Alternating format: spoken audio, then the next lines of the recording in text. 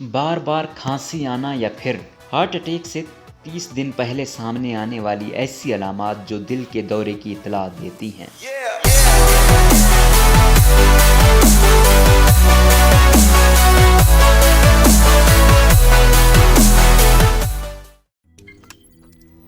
روزنامہ قدرت کی ویڈیو دیکھنے کے لیے ابھی یوٹیوب چینل پر سبسکرائب کریں اور بیل آئیکن پر بھی کلک کریں۔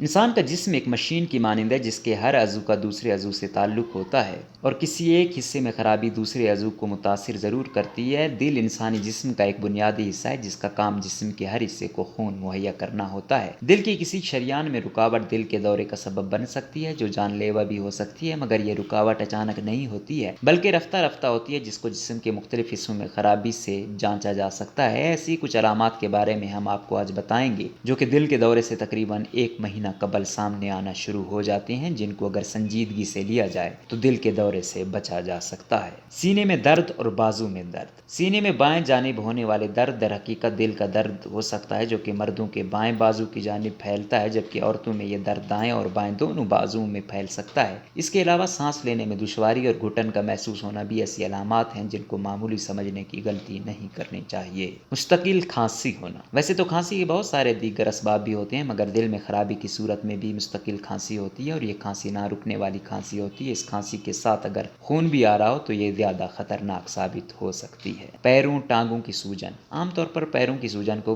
گردوں کی خرابی تصور کی جاتی ہے، مگر دل میں خرابی کی صورت میں بھی پیروں اور ٹانگوں کے دوران خون متاثر ہوتا ہے اور خون کی روانی متاثر ہونے کے سبب ان حصوں میں سوزش آنا شروع ہو جاتی ہے، لہذا اس سوزش کی صورت میں فوری طور پر ڈاکٹر سے رجوع کرنا چاہیے۔ بدہضمی اور متلی ہونا۔ معدے کا ایک حصہ دل کے قریب ہوتا ہے، اس وجہ سے دل کی سوزش یا اس میں کسی قسم کی خرابی معدے پر دباؤ کا باعث ہوتی ہے، جس سے ہاضمے کا عمل سست روی کا شکار ہو سکتا ہے اور بھوک میں کمی واقع ہو سکتی ہے۔ اس کے ساتھ ساتھ متلی بھی بار بار آ سکتی ہے، خاص طور پر ذیابیطس کے مریض جن کو درد زیادہ محسوس نہیں ہوتا ہے، ان کے لیے بدہضمی کی علامت دل کے دورے کا سبب ثابت ہوتی ہے۔ زیادہ تھکاوٹ محسوس کرنا۔ شریانوں کے بند ہونے کے سبب دل جسم کے تمام حصوں کو خون مکمل طور پر سپلائی نہیں کر سکتا، جس کی وجہ سے انسان تھوڑی سی حرکت کے سبب بھی جلد تھکاوٹ کا شکار ہو جاتا ہے اور اس کو چلنے پھرنے میں شدید دشواری کا سامنا کرنا پڑتا ہے اور سانس بھی جلدی پھولنے لگتا ہے۔ بے ہوش ہو جانا۔ جب دل کی شریانوں میں بلاکیج ہو جائے تو اس صورت میں جسم کے دوسرے حصوں کی طرح دماغ کو بھی خون کی روانی متاثر ہوتی ہے، اس وجہ سے انسان بیٹھے بیٹھے بے ہوش ہو سکتا ہے۔ اس صورت میں بھی ڈاکٹر سے رجوع کرنا چاہیے۔